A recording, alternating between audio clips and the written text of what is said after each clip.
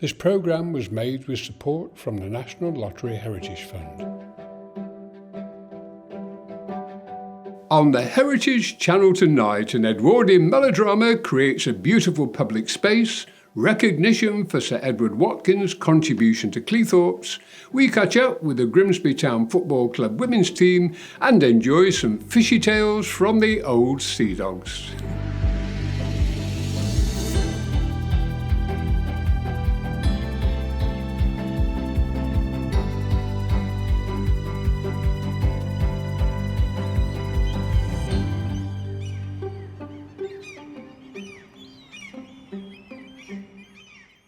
Welcome to this final edition of the Heritage Channel for 2024, where we explore the fascinating history of North East Lincolnshire in a monthly roundup of news, views and local stories.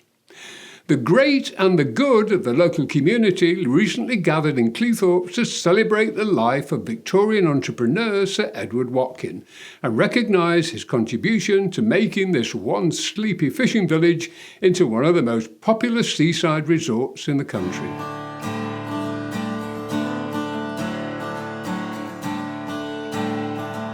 We're here to celebrate Sir Edward Watkin MP, who, and I'm not exaggerating, created Cleethorpes. The railway recognises its unsung heroes, and I'm pleased today that we've got this plaque to commemorate him, which will have pride of place in Cleethorpes Station. I'm very proud to hand over now to Melanie On to unveil this plaque, which will be a permanent memorial to this great man.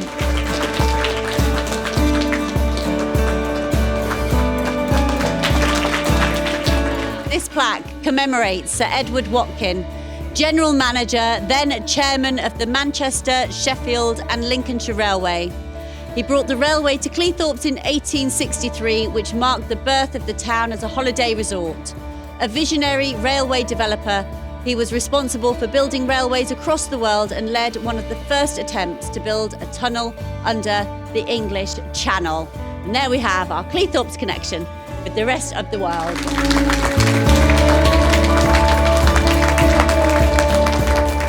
I mean, he was an industrialist, a pioneer of the railways, bringing tourism, bringing new business, growing places like Cleethorpes. I mean, he was an absolute visionary.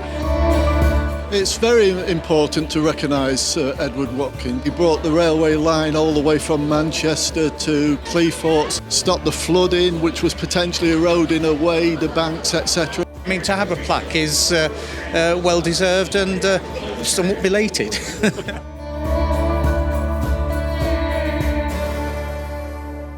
We're travelling further afield now to the local market town of Louth, where a beautiful public space was created from land bequeathed to the people of the town by August Alphonse Bahoud, a Swiss language teacher who settled in the town in 1875. We caught up with Andrew Leonard, chairman of the current Custodians, as they prepare to hand over the care of this valuable heritage asset to the local council. Hubbard was given to the people of Louth in 1907 and it's remained available to them ever since. Successive councils took it over and run it, and then latterly the Hubbard Trust has run it. So the river coming down is a chalk stream river, which basically drains off the Lincolnshire Wolds and comes down through Hubbard and subsequently through the town of Louth. But behind us we have the duck pond area as we know it, which is a large area where the sort of end of Hubbard Hills really. So many families over the years have really spent lots of time here feeding the ducks. It's almost a general pastime when you come to Hubbard Hills.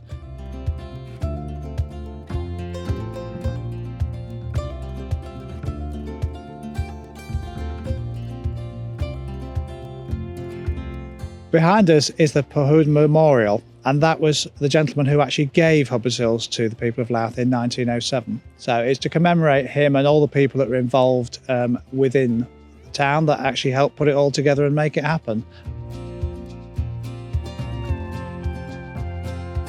Building behind us is our last remaining rain shelter. There were originally 3. They were given to the people of Louth by Sir Robert Perks.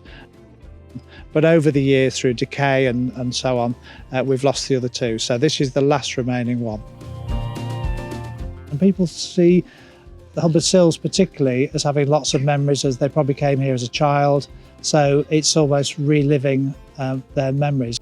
We're very, very lucky.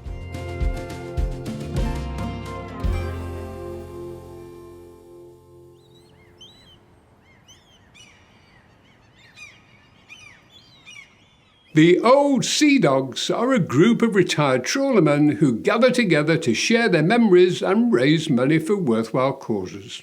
We caught up with them at Grimsby Central Hall to capture their fascinating stories and hear about their fundraising activities.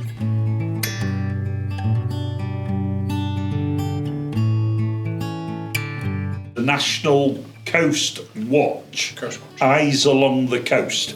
The biggest run out for the RNLI is usually people near beaches and things like that. It's not just all ships, it's people ashore as well. Then you can pinpoint positions and help with rescues. I'm watching the ships going up and down, and I see two women right near the edge of the sea. The water was coming in and it goes round a big sandbank. They'd been just like paddling back a bit with their feet in the sea, and they never looked behind them. Got onto the Coast Guard. The Coast Guard come after that to rescue them. Shook my hand and he said, "Thank you very much," he said. Yeah, well done. Come up round the river and round the docks. A few years ago, there was that disaster with the riding school. People don't realise how dangerous our coastline is. That was me in 1988. The vessel I was on turned over in a hurricane, about 200 miles off Grimsby, the middle of nowhere. I managed to get away from it, and so did the other two crew, and the vessel sunk. Yeah, the Pentland Firth, because we have to go through there as a shortcut to go to Iceland. Now, is the most treacherous waterway in the world. Well, the Pentland Firth has been one or two disasters. Leicestershire, lost all the crew. The Leicester City. Yeah. There's been quite a few disasters there of Grimsby trawlers. We got hit with the sea in the Pentland Firth and it spun us round. The skipper decided to cut out, and we was 2 days added to our journey, and everybody had white trousers on, but they had brown ones on. When things like that happen. I met my husband on the docks. He had a fish business and he was mainly into dogs and skate. I used to have fish for dinner twice a week, and I think that's why I've reached the age I am. Was fishing off the Russian coast. A guy went over the side on one of the Yorker ships, one of the Hull ships. Straight away, all four ships headed straight to him. Within minutes was there. We could see him. It was clear, beautiful weather. And we could see him and put a hook over the side for him to lift up in the water. He stretched up, didn't reach it the first time, and went straight down. Yeah, gone.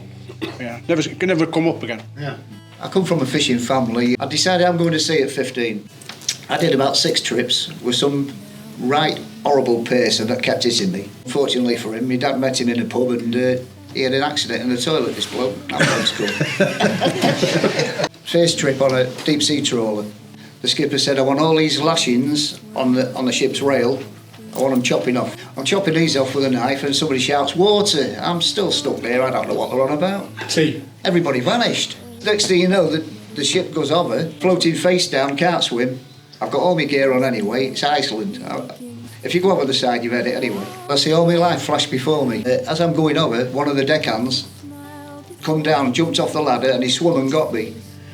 And he saved me, because it hadn't have been for him, you wouldn't have been here, or me. I started an apprenticeship at J.S. Doig's on the Royal Dock. We built quite a few ships, middle water or near water, mainly like the ships that Tony went on, the Saxon boats. Oh, they used to smash them up, something terrible, these people.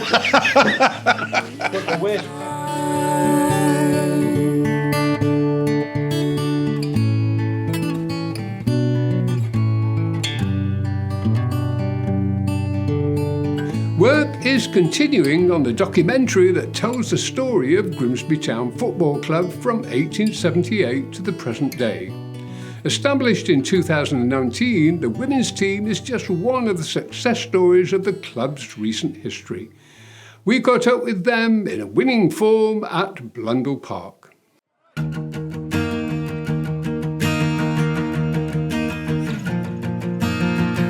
My name's Danielle Brighton, I'm Grimsby Town Women's captain.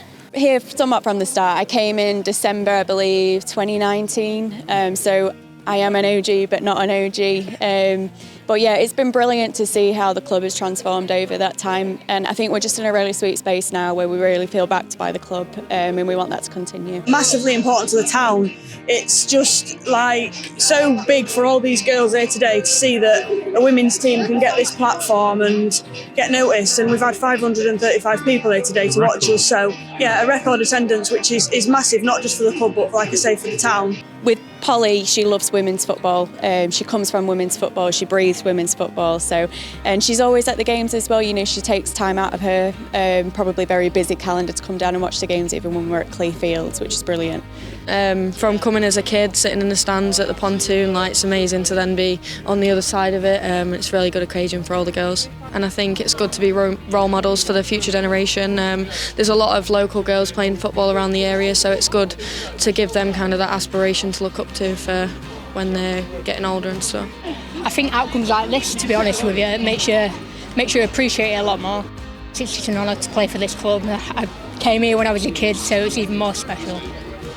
We've got the Emerging Talent Centre, and that's got a lot of young talent in the area, so that's been created by the foundation, and obviously the club really back us, player appearances with the men's team, as well as obviously facilitating the second time this year at BP. The girls have represented themselves and the club really well, and in almost our big push to try and push the women's game further in the area, and I think overall it's amazing to see almost how many young female footballers there are in the crowd that are looking up to these players as role models. So I'm really proud of the players. This is what we come out and play for. You wouldn't come here and play with an empty stand. It's for the fans. It's what we do, and we love doing it, and it gets us going, and the atmosphere is great to play in. The togetherness of the club as well, it's brilliant.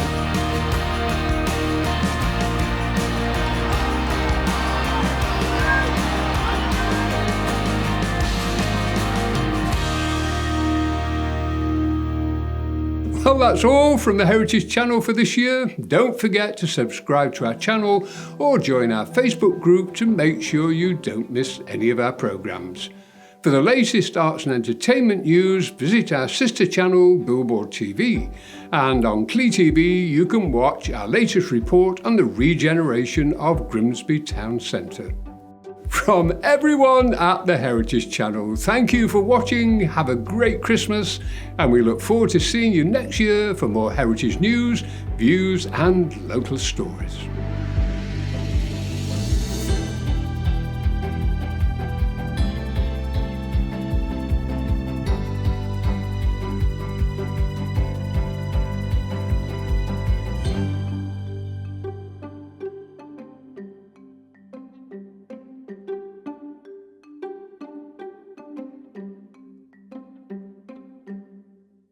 This programme was made with support from the National Lottery Heritage Fund.